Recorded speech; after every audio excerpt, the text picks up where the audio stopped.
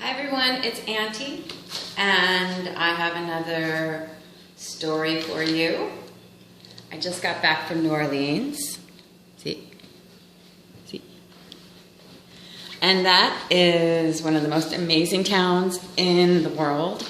And I just want you to promise yourself and promise Auntie one day, Girl Scout honor, Boy Scout honor, say to yourself, I will go to New Orleans one day in my life. Say it. All right. Love it. Until then, we have a fun story that I got there. And it is called Gumbo Goes Downtown. All right. There's Gumbo, a little dog. I know somebody with a dog named Gumbo.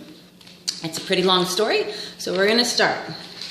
It has all sorts of cool pictures. This will give you an idea of what it's like if you were a dog in New Orleans. It has all sorts of beautiful buildings, horse. Anyhow, so here is Gumbo. Beware of dog. Doesn't he look scary? All right, there is the book. My name is Gumbo, and I live in New Orleans, Louisiana. In a shotgun house right on St. Charles Streetcar line. It's called a shotgun house because you can stand in the front door and shoot your shotgun out the back door without any walls being hit on the way. Well, that's good.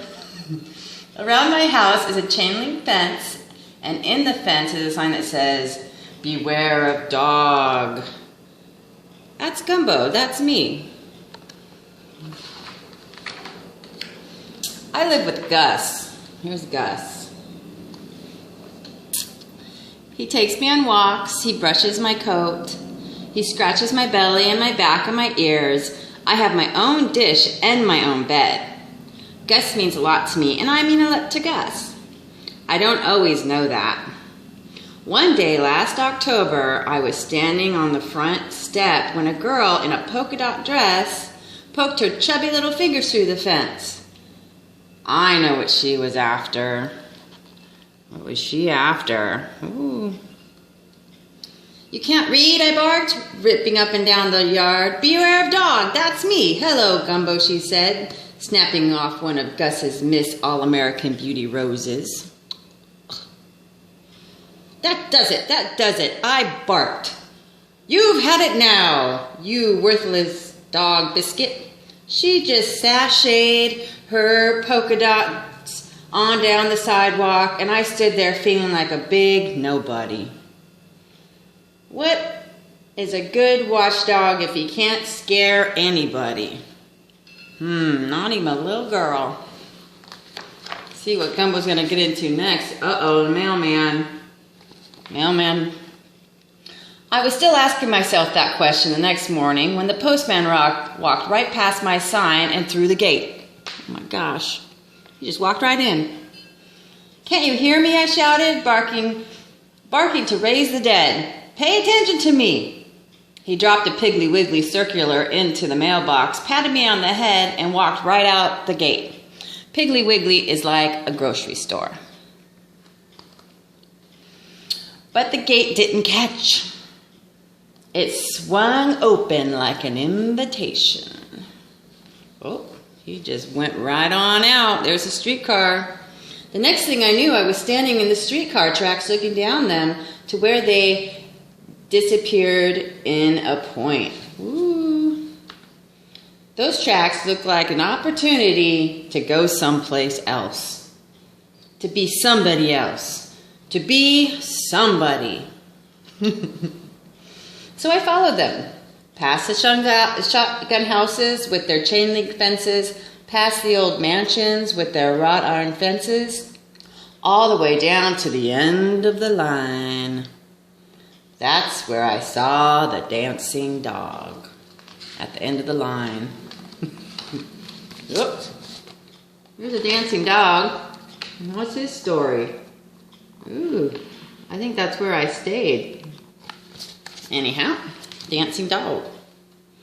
By the time I made it across Canal Street, that dog was a marvel. Quite a crowd had gathered. He danced on his hind legs. He danced on his front legs. He danced on one leg. He was in the middle of a backward flip when I caught his eye. Bonjour, he barked upside down. He went into a forward double somersault. Welcome. Over he went to the French Quarter. And then he landed right beside me. Ooh. Pom Pom, that was his name, was just the kind of accomplished canine I had hoped to meet in my travels. I told him so, and before I knew it, we were sauntering down Royal Street. Royal Street is Auntie's favorite street in the French Quarter. Little stores, little jewelry, little art galleries. So beautiful. Oh, you will go. Okay. Here we are. Where are we going to go with the dogs? Look at them. Oh, all right. On our right, said Pom Pom, is the New Orleans Court Building. I couldn't believe my luck to have arrived in such a place, to be greeted by such a dog. And on our left, the world-renowned Brandon's Restaurant. And around this corner, ooh, what's around this corner? Do-do-do-do. Aha! Cried Pom Pom. It's Stella. And that's how I met another distinguished resident of the French Quarter, champion Stella de Chateau Blanc. Those look like new ribbons you're wearing today, Stella, said Pom Pom. Yes, best of breed and best of show. Do you like them? Are they straight? Is everybody looking at them? Oh my, Stella. Do you know anybody like Stella wearing some pretty ribbons? Well, everyone was looking. Pom Pom, the dancing dog, champion Stella de Chateau Blanc, were an impressive pair. Just like my arm. Is that impressive? Oh.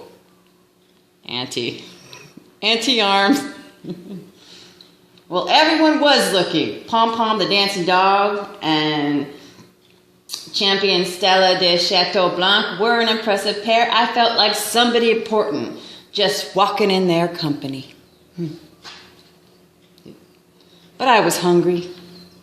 As Pom Pom pointed out the sights of the quarter and Stella showed off her ribbons, I peered down the alley at a food dish, very much like mine at home. Notice, if you will, the ironwork here, I heard Pom Pom say as he made my way towards the dish.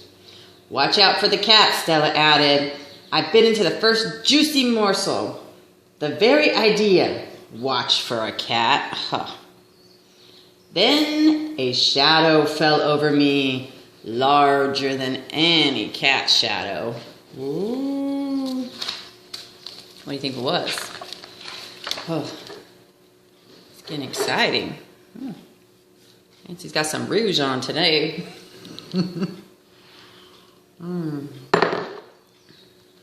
All right. What? Oh, goodness. It's not a cat. Look at this dog. And that's how I met Kahulu the Hound, better known as the cat. If I were to describe her growl, her teeth, her eyes, her drool, you might conclude that I was scared out of my wits. But I was too filled with admiration for the cat to be afraid of her. Here was the dog I wanted to be. Oh, scary dog. Ooh, not very good. Oh, he joined the friends. My story might have ended right here if Pom Pom and Stella had not come. Sit down. To my rescue. Fortunately, the cat was their particular friend, and after proper introductions, and the four of us were strolling beneath the galleries of Toulouse Street. How do you do that? I asked the cat. How do you growl so savagely? How do you make your eyes glow like coals? How do you curl your lip like a wild beast? Born that way, said the cat. She was a dog of few words. I was a watchdog once, I confided as we turned down the Decatur. I'm not a watchdog, said the cat. Attention, please, demanded Pom Pom. They're just cruising along. That's what I was doing with my friends last week. I'll be the cat. This can be Nicole. Who wants to be Gumbo? Kelly would be Gumbo, and Heather would be Pom Pom. Oh, where'd they go? Oh, this is a fun place right here. I think this is Jackson Square. Oh, it is. Here is Jackson Square. We didn't have anything to match this in my old neighborhood. While there were clowns and tap dancers and acrobats, there were mimes and minstrels and jugglers. It's like a circus. Pom Pom danced. Champion Stella de Chateau Blanc displayed her ribbons. And the cat plopped down just like a junkyard dog ready to guard the whole show. And I played. I ran races. I chased pigeons and frisbees and mule-drawn carriages. And just when I thought life couldn't offer more, I marched in a parade. Ooh, what a fun afternoon. Look at all that fun. Wow. Whew, look at all those people. A man took a trumpet out of his suitcase and played a few warm-up notes. I looked up at him. He looked down at me and said, "Okay, buddy, let's go." He started across the square, playing the notes, pointing his trumpet to the sky, then down to the ground, then to the right, then to the left. At first, there were just 2 of us in the parade. Then 5, then 10, then more than you could count. But I was always up front, leading with the trumpet man. Do-do-do-do-do-do. There's Gumbo. He's in the front. What a place I had traveled to. What friends I had made. Look at all those friends. Oh, having a good old time. And that's right. You could just be walking around and all of a sudden you find yourself in a parade. That's why you have to go. It's true. Oh, what's happening? And then it was time for everyone to go home. I'm hungry, said Pom Pom. My coat needs brushing, says Stella. Don't go, I began. But they were gone. Oh, right by the park there. I think I sat on the bench. Daylight began to slipping away. The old gas lights around the square began to glow. When the sun goes down, said the cat, I go on duty. But I thought you said you weren't a watchdog. I'm not, she answered. I'm a guard dog. Different kind of dog, more dangerous line of work. A watchdog you like. Well, he just barks. Just barks? Yes. At mail carriers, at meter readers, at next-door neighbors, a watchdog may do nothing his whole life but bark at harmless people. But then, what's the point in being a watchdog, I cried. The point is, said the cat, that your owner depends on you to bark. Because some night there might be what? There might be an intruder. And then the cat went home too. Whoa, you kind of left us with a scary thought there, huh? Okay, oh, they're down by the river. Look at this. The boats. Let's see, they're cruising the dark town. Now I was all alone. I walked along the streets. I ate a piece of bread with mustard on it. When it got dark, I climbed up to the levee and lay down. The moon slid from behind the clouds, and I saw a big dog staring out over the river, just as he raised his head towards the moon and howled. And from all along the river, the answers came rolling back. Oh! Excuse me, I said to the big dog, but who are you calling to? I don't know, he said. He didn't even look at me. I'm Gumbo, I said. He didn't answer. I'm glad to find someone who hasn't gone home. I don't have a home, he said. If I did, I'd go there. While I was thinking of something to say next, the big dog just walked away. He didn't even say goodbye. That's kind of strange types you find down by the river, just so you know.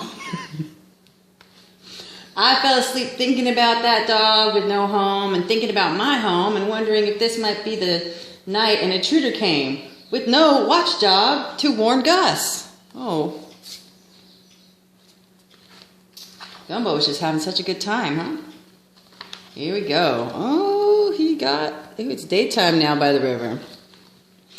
The river and I woke up together the next morning. I was really hungry by then. I'm glad I got to see those steamboats and cargo ships and barges and paddle wheels. Here was a whole new way to travel. If I had got on one of those, I might have really seen the world. Where would those have gone? Look at those cool boats. But I didn't. No, he didn't. He just ran around like that.